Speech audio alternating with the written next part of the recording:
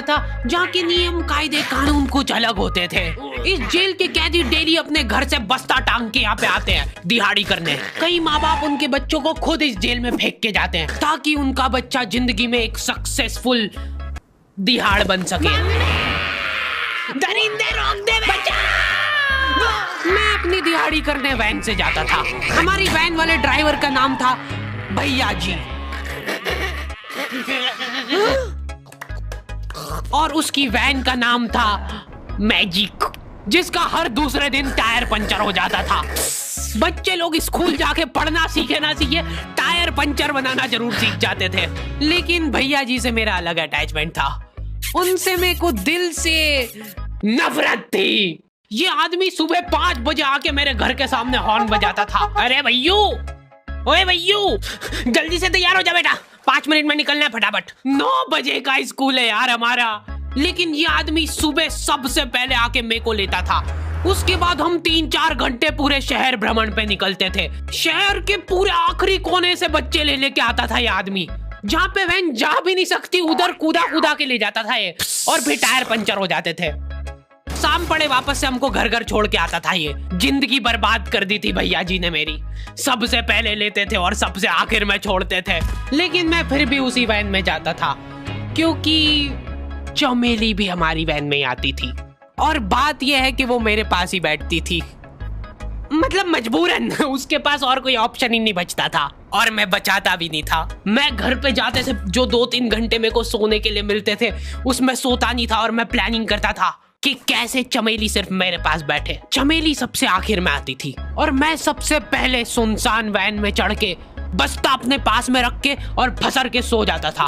बाकी सारे बच्चे अपना बस्ता गोदी में रखते थे क्योंकि तुम्हारे बाप की वैन नहीं है, मतलब मेरे भी नहीं थी। पर मेरे ऊपर भैया जी को तरस आ जाता था कि बेचारा 5 बजे से आया है, तो वो सोने देते थे। अरे कैसे चला रहा है ये गाड़ी? रुक जा, गाड़ी चलाना नहीं आती क्या? देखो, आदमी इतना तभी चिढ़ता है जब उसकी जिंदगी में कोई लड़की ना हो। नहीं है ना? नहीं, मैं समझ सकता हूँ लड़की ना होने का दुख दर्द। मैं भी किसी जमाने में लड़कियों की तलाश में गली मोहल्ले भटकता था। फिर एक दिन मेरे पास से वो निकली। जैसे ही मैंने हैपन खोल के देखा उसकी आईडी मेरे फोन पे चमक रही थी। हैपन ये एक रियल लाइफ डेटिंग ऐप है। यहाँ पे तुमको वो लोग मिलेंगे जो तुम्हारे आस पड़ोस से निकले हो कभी ना कभी।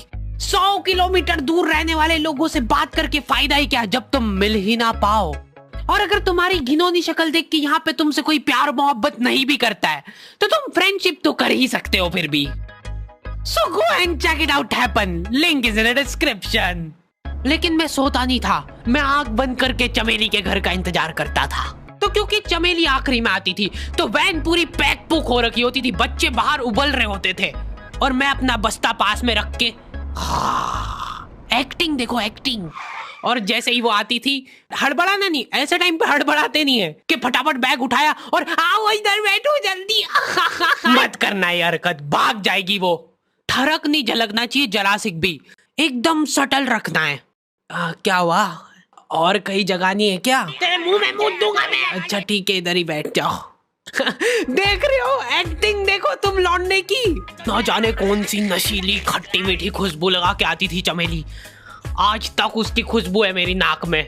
मैं वो खुशबू का पूरा मजा ले ही रहा होता हूँ, इतने में एकदम भभका बास आती है निकाह से। जैसे ही मैं बाहर झांकता हूँ, मरा हुआ कुत्ता पड़ा है वहाँ पे। एक काली कार सूख करके निकली और मेरे बच्चे को मार दिया। कैसे करके निकली? शूक। ऐसे नहीं निकली थी, मैं यहीं पे खड़ा था।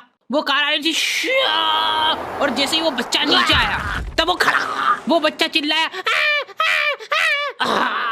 और फिर कार शूक करके भाग गई। उधर कुछ बच्चे ऑटो रिक्शा से भी आते थे स्कूल। ऐसा लगता था कि पूरे स्कूल के बच्चे इस एक ऑटो रिक्शा में ठूस ठूस के ले जाता है वो। ये ऑटो वाले और भैया जी दोस्त थे और अब ये बीच सड़क पे रेसिंग लगवा रहे हैं। इनकी गाड़ियां उबला रही है बच्चों से, पर फिर भी नहीं मान रहे ये लोग। नहीं जीतूंगा। स्कूल जाके वो पीछे मुलट के देख रहा है तो एक बच्चा नहीं बचा उसके ऑटो रिक्शा में। हमारे भैया जी बेचारे पीछे से उनके गिरे हुए बच्चों को उठा उठा के ला रहे थे। ये सब हरकतें करके हम लोग जैसे तैसे कैद खाना पहुंच जाते हैं। सुबह 5 बजे से निकलने के बावजूद हम लोग लेट पहुंच रहे हैं। वहाँ पे पहुंच के हमने देखा कि 4 लौंडे मरे हुए पड़े हैं। जिनको डॉन ने मारा है। डॉन हमारे स्कूल की इंचार्ज थी। डॉन का कद छोटा था और पेट मोटा था, और आश्चर्य की बात यह है कि समय के साथ उसकी हाइट कम हो रही थी। मतलब बड़े नहीं बड़े वो चलता एक बार को, पर इसकी कम हो रही थी। डॉन बहुत स्ट्रगल करके कार से स्कूल आती थी खड़े होके, क्योंकि बैठ जाए तो उसको सामने की सड़क नहीं दिखती थी। वो अलग बात है, खड़े होके भी पूरा नहीं दिखता था। हर रोज 2-4 कुत्ते कुचलते हुए आती थी वो। फिर मेरे को समझ आया कि रास्ते में जो कुत्ते दिखे थे वो डॉन इस कैद खाने में छत पे बैठी रहती थी स्नाइपर लेके। कोई भी कैदी कुछ गलत गतिविधि करता हुआ दिखता था तो वहीं पे, मैडम इनकी लाश का क्या करना है? अरे ये तो आपको पता ही है। कहाँ रह गए थे यार झमू दीदी, फटाफट ये खून वून साफ करो। झमू दीदी बुलेट से स्कूल आते थे और ये अफवाह फैली हुई थी पूरे स्कूल में कि उनके घर पे मर्सिडीज भी है, लेकिन झमू दीदी हम्बल रहना पसंद करते हैं। ऐसा कहा जाता था कि ये स्कूल ऑन पेपर झमू दीदी के नाम पे ही है, पर वो हम्बल रहने के लिए यहाँ पे झाड़ू पोछा लगाती है। वैसे मैडम इन्होंने करा क्या था? गैर कानूनी पेन फाइट का सट्टा खेलते थे ये लोग क्लास में। उससे मेरे को प्रॉब्लम नहीं है, मेरे को क्यों नहीं? हाँ, हमारी क्लास में पेन फाइट का सट्टा चलता था। हमारे इधर जो लौंडा पेन फाइट में जीतता था, सामने वाले का पेन उसका हो जाता था। कुछ बच्चे अपना सब कुछ दांव पे लगा देते थे और कर्जे में डूब जाते थे। फिर भी वो लोग हार नहीं मानते थे और अपने दोस्त से पेन उधार लेके खेलते थे और वापस हार जाते थे। तो अब क्लास में कुछ बच्चों के पास पोटला भर के पेन पड़ा है और कुछ बच्चों के पास पेन ही नहीं है। पेन इस कैद खाने की करेंसी थी, जिसके पास जितने महंगे पेन वो उतना रईस। यहाँ पे ब्लैक में पेन इधर उधर होते थे। नॉर्मल लोगों के पास होते थे 5 रुपए वाले जीफी जेल, जो कि तुम एक पन्ने पे लिखोगे तो पीछे 10 पन्ने तक छप जाएगा। और उनसे भी गए बीते लोग होते थे जो 3 रुपए वाला यूज एंड थ्रो लेके आते थे और उससे भी उनकी अच्छी राइटिंग आ जाती थी। बहुत चिढ़ मचती थी यार मैं कौन से। और कुछ चुनिंदा रईस लोग होते थे जिनके पास होता था ट्राइमैक्स। हर बच्चे का सपना होता था कि उसके पास एक ट्राइमैक्स हो, साथ में आसपास 2-4 लड़कियां हो। मेरे को प्लीज मेरे को यहाँ पे ऑटोग्राफ दे दो। ये लो ट्राइमैक्स किंग के, ये ट्राइमैक्स क्या बात कर रही है? सही में एकदम रईस लोग ही अफोर्ड कर पाते थे ट्राइमैक्स। वो बाबड़े भी एक एक अक्षर लिख के रिफिल खोल के देखते थे। खाली हो रही है तो एक बार एक रईस बच्चे का ट्राइमैक्स चोरी हो गया। पूरे स्कूल में हाहू मच गई थी। वो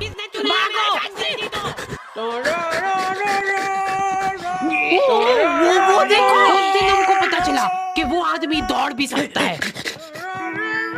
हमारे स्कूल में कुछ भी कांड हो रहा है, ये आदमी सबसे पहले दौड़ के आएगा, पूरा बैग खोल चोर, और बच्चों के बैग चेक करेगा। स्कूल वालों को भी इसकी सैलरी देते वक्त सबसे ज्यादा आखरती है। सैलरी किस चीज की?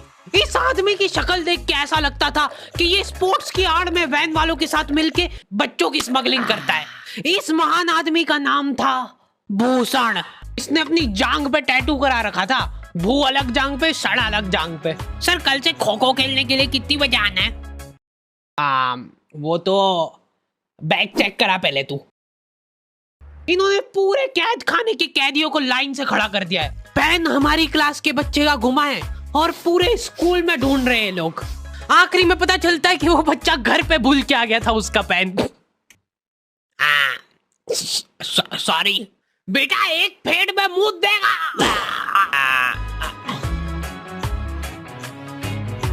ऐसे तो नमूने बच्चे थे हमारे स्कूल में, और टीचर लोग उनसे भी गए बीते थे। हमारे स्कूल में टीचरों को उनके नाम से कोई जानता ही नहीं है। बच्चों ने उनकी हरकतों के अनुसार टीचरों के नाम रखे हुए।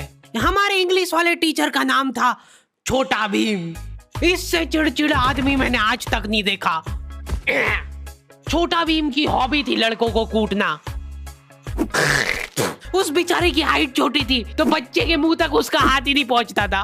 बेचारा उचक उचक के मारता था, फिर भी कमर तक ही हाथ पहुंच पाता था उसका। एक पॉइंट पे मेरे को ऐसा लगने लग गया था कि उसको सैलरी लड़कों को कूटने की मिल रही है। कभी किसी बच्चे को बहुत ज्यादा मार दिया, घायल हो गया वो बेचारा, ये लो आपका एक्स्ट्रा बोनस।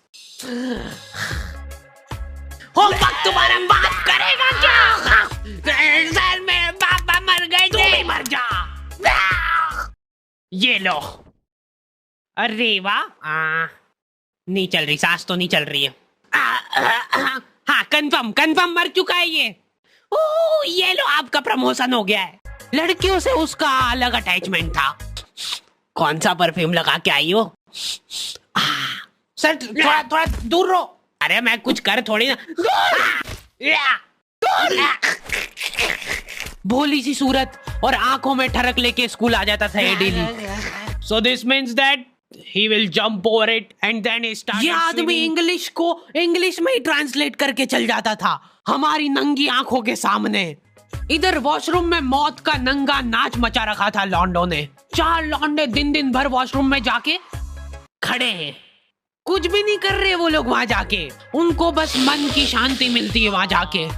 अगले दिन उन चारों ने प्लानिंग करी कुछ तो प्रोडक्टिव करते यार वहां जाके। अगले दिन वो सब पानी की बोतल लेके गए। अब वो पानी पी पी के हाथों हाथ मूत रहे हैं। और ये टीचर लोगों को प्रॉब्लम क्या है, बच्चे अगर वॉशरूम जा रहे हैं तो एक गया है तो अभी दूसरा नहीं जा सकता है। क्यों? तुम्हारे घर की लेटरिन थोड़ी ना है वो कि एक टाइम पे एक जना यूज कर सकता है। मान लो वो 2 जने अगर वॉशरूम में मिल गए तो वो क्या कर लेंगे ज्यादा से ज्यादा? भाई यहाँ का बल्ब निकाल लेते हैं ना। हाँ निकाल लो, फीस भरी है अपन ने। लॉन्डो को ऐसा लग रहा है कि इन्होंने फीस भर के पूरा स्कूल खरीद लिया है। 10 लॉन्डे कॉरिडोर में छाती चौड़ी करके चल रहे हैं प्रिंसिपल के सामने। प्रिंसिपल को इग्नोर कर रहे हैं ये लोग। इनको ऐसा लग रहा है कि इन्होंने फीस भर दी है तो प्रिंसिपल इनके पैर पड़ेगी। उनमें से आधों ने फीस भरी भी नहीं है। हमारा स्कूल बिल्कुल सेफ नहीं था। हमारे वॉशरूम में चोरियां हो जाती थी यार। बल्ब चोरी करने के बाद सब लोग अंधेरे में मूत रहे एक दूसरे के जूते पे। उधर कर। उसके बाद पूरे वॉशरूम में कुछ दिख नहीं रहा है चोरी करने का। तो ये लोग हाँ नल उखाड़ के ले गए। नल कौन ले जाता है? कभी वो मछली वाले साबुन चोरी हो जाते थे, कभी ये फिनाइल की सफेद गोली को माउथ फ्रेशनर समझ के खा जाते थे। भाई इसको चबा मत, इसको चूस, ज्यादा देर तक चलेगी ऐसे। ठंडक हो रही भाई, ठंडक।